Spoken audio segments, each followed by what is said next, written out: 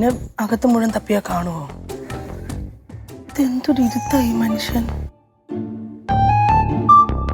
ഒരു വക കഴിച്ചിട്ടുമില്ല.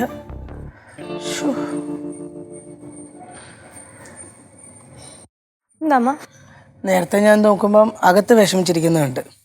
ഇപ്പൊ അതേ നോക്കുമ്പോ ഇവിടെ ഇരിക്കുന്നു. ഈ മരിച്ചുപോയ പുള്ളിയും അച്ഛനും തമ്മിൽ അത്രയ്ക്ക് ആത്മബന്ധമായിരുന്നു. അച്ഛൻ ആരോട് ആത്മബന്ധം ഇല്ലാത്ത? എല്ലാരോടും ആത്മബന്ധമല്ലേ. വഴിയൂടെ പോകുന്ന ആൾക്കാരോട് ഒരു ആത്മബന്ധമാണ്. ഇങ്ങനെ ഇരുന്ന എങ്ങനെ ശരിയാവും? ഒരു വക കഴിച്ചിട്ടുമില്ല. ഇതേ ഇങ്ങനെ ഇരുന്നാൽ ശരിയാവില്ല കേട്ടോ. അതന്നെ ഞാനും പറഞ്ഞോണ്ടിരുന്നേ. അത് ഞാനെന്നാ ഒന്നുകൂടെ പറഞ്ഞതേ ഉള്ളൂ. എടാ ഒന്നും കഴിച്ചിട്ടില്ലടാ, മരുന്നും കഴിച്ചിട്ടില്ല. അതാണോ മീമർത്തോടെ ഇരിക്കണേ? അല്ലേ ഓടാ വാ ചോദിക്കാം.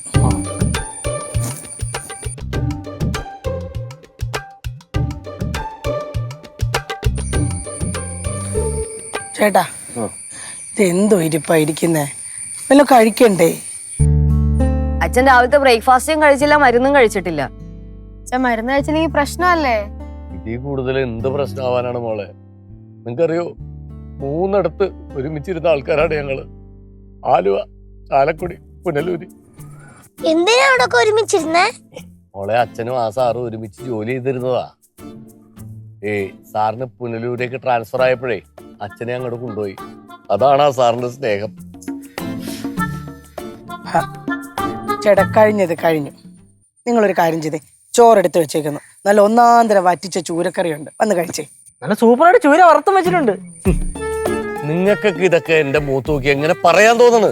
ചമ്മന്തി ഉണ്ടച്ചാ. എനിക്കൊന്നും വേണ്ട, എനിക്കങ്ങനെ ഇറങ്ങൂല. എന്റെ സാറ് എല്ലായിടത്തും പോകുമ്പോ എന്നെ കൂടെ കൊണ്ടുപോകണമല്ലേ.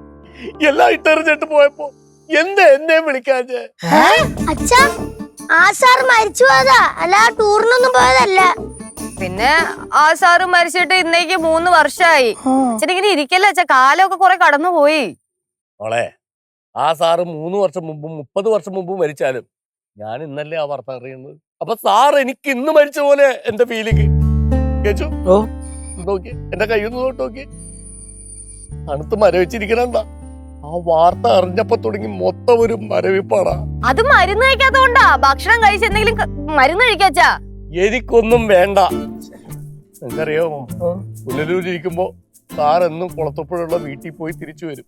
തിരിച്ചു വരുമ്പോ 2 കൈയില് 2 പൊതിച്ചോറുണ്ടാവും. സാറിന് ഭയങ്കര ആർത്തിയായിരുന്നാ? 2 പൊതിച്ചോറൊക്കെ കഴിച്ചു. അതല്ല മോളെ, ഒരു പൊതിച്ചോറ് അച്ചക്കുള്ളതാണ്. അപ്പൊ സീതാമ്മ ഒന്നും തന്നുകൊടുത്തില്ലായിരുന്നോ? സീതാമങ്ങ് കുഴിപ്പള്ളത്ത്, അച്ഛൻ പുനലൂര്. അപ്പൊ നിങ്ങള് വഴക്കായിരുന്നു. കേച്ചു ഇവളെ വിളിച്ചോണ്ട് പോടാ. മിണ്ടരുത് കേട്ടോ. ഒരിക്കല് മീൻ മുള്ളുകൊണ്ട് എന്റെ കൈ മുറിഞ്ഞ്. അന്ന് സാറാ എനിക്ക് ചോറ് വാരി തന്നത്. അത്രക്ക് സ്നേഹസമ്പന്നനാണ് എന്റെ ഈ പ്രഭാകരൻ സാർ. നേരത്തെ പ്രകാശനല്ലായിരുന്നോ? ഇപ്പൊ ഈ പ്രകാരനായ എക്സിക്യൂട്ടീവ് എഞ്ചിനീയർ പ്രഭാകരൻ. കണ്ടിന്യൂ. ഇനി പറയാനൊന്നുമില്ലടാ. എണീച്ചേട്ടാ വന്നു എല്ലാം കഴിച്ചേ. ബാ അതെന്നാ പഠിക്ക്. എനിക്ക് വേണ്ട.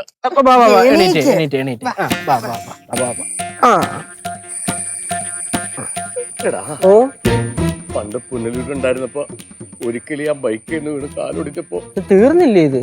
ഇല്ല, ഇപ്പഴാ ഓർത്തു. പ്രഭാകരൻ സാറ് എന്നെ നീ പിടിച്ചേക്കണത് പോലെ പിടിച്ച് ബാത്റൂമിലേക്ക് കൊണ്ടുവരുന്നു. ഇപ്പോഴും അതൊക്കെ ഓർക്കത്തിന്റെ സാറേ. നിങ്ങളുടെ കാലിനെന്ത് പറ്റി? ശരിയാണല്ലോ, കാലിനൊന്നുമില്ലല്ലോ. നീ ഒന്ന് താങ്ങിയപ്പോ ഞാനൊന്ന് തൂങ്ങിയതാ. ഇപ്പൊ കുഴപ്പമില്ലല്ലോ. എന്നാ ബാബു ഇതൊക്കെ